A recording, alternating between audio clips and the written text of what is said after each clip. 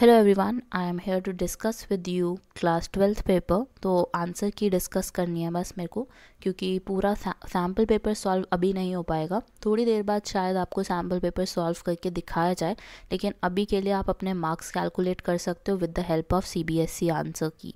सो ये code number आप देख सकते हो यहाँ पे, इट इज़ 065/2/4। फर्स्ट क्वेश्चन दिखा देती हूँ आपको कि कौन सा था। Differential of log x5। तो इसका जो राइट ऑप्शन है वो आ रहा है ए, सॉल्व करके भी। नेक्स्ट आपको दिया हुआ number of all possible matrices of order 2x3 with each entry 1 और 2। तो यहाँ पे टोटल एलिमेंट आपके 6 हो रहे थे, तो 2 आपने क्या करना था, इट मस्ट बी 6। तो आपका कितने आ सकते हैं पॉसिबल मैट्रिसेस, 64। क्वेश्चन नंबर 3 में आपको फंक्शन दिया हुआ था x³ + 1 द फंक्शन हैज़। तो यहाँ पे कुछ ऑप्शन दिए हुए थे आपसे, और इसका जो करेक्ट ऑप्शन दिया है CBSE ने, इट इज़ से D is the answer, neither maximum value nor minimum value. Question number 4 में आपको dx/dy कैलकुलेट करना था, और यहाँ पे आंसर जो आएगा after solving this, you will get A as the answer. Question number 5 में you have a equation and it says where tangent is parallel to x axis r। तो आपको वो पॉइंट निकाल के बताना था कौन से पॉइंट पे it will be parallel to x axis. So it must be b part which is 0, ±5। Question number 6 में आपको दिया हुए थे 3 points and they were asking you कि x की वैल्यू कितनी होनी चाहिए। So it must be 1 which is option D for you. Question number 7 में you have to find the principal value of this expression. तो प्रिंसिपल वैल्यू कैसे निकल सकती थी आपकी इसमें, you can see it is cos inverse 1/2 plus sin inverse -1/√2। So the answer must be A here, which is π/12. Question number 8 में you have expression and they are saying find the dy/dx। तो बहुत आसानी से हो सकता था ये question, and the answer here is C, you can see as well. Question number 9 में it says if matrix A is both symmetric and skew symmetric, then A is necessarily A.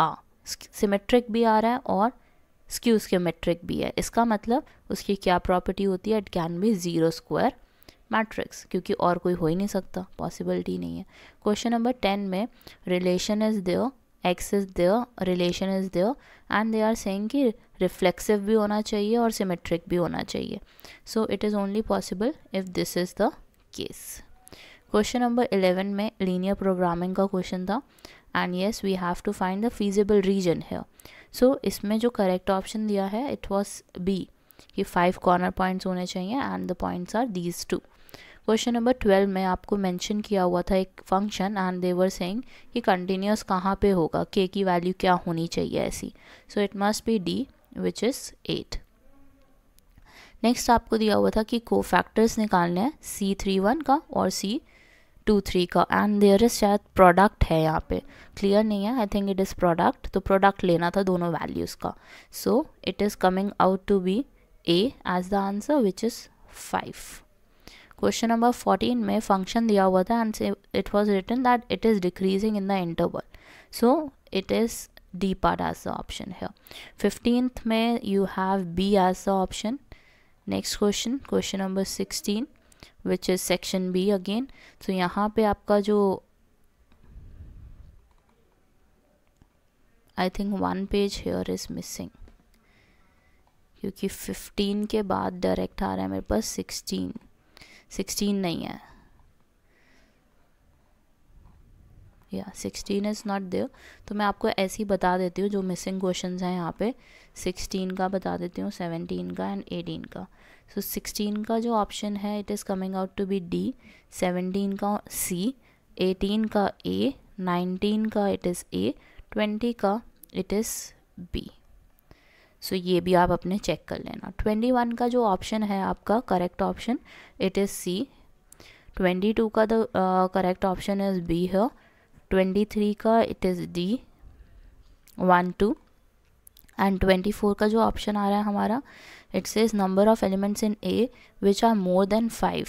So it is only possible if you have B as the answer, which is 4।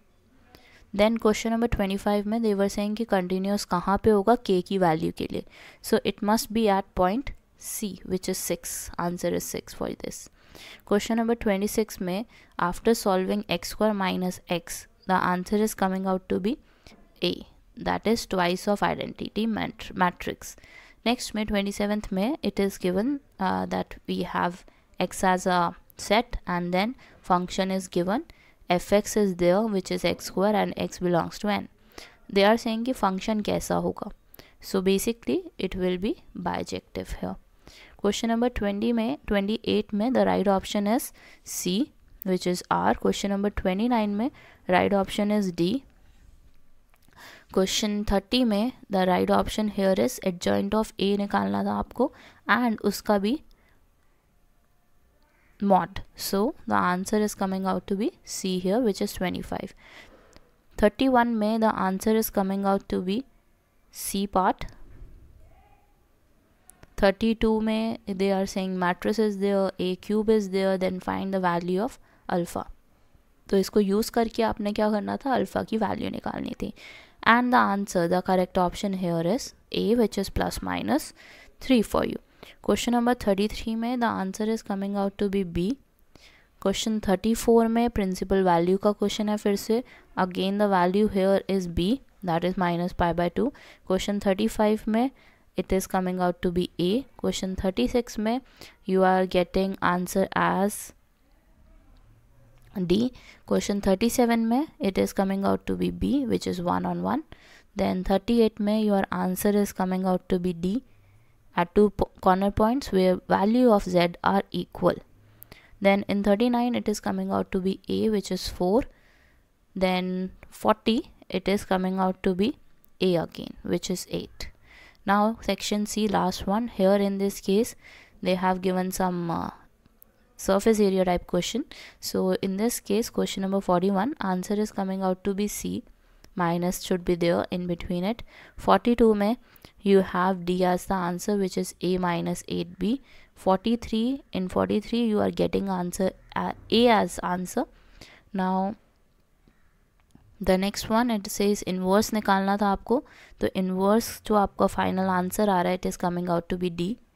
Question number 45 में LPP question is there and they are saying कि which of the following statement is true here, so it is B only which is maximum value of Z is at point Q. Again the question answers are missing here, so let me write answers for you. 46 का जो आपका option है it is coming out to be B. Then for the next one 47 it is C. 48 it is A. 49 it is D. 50 it is B. So you can check your answer and let me know what is your score, final score. Thank you for watching. Have a great day.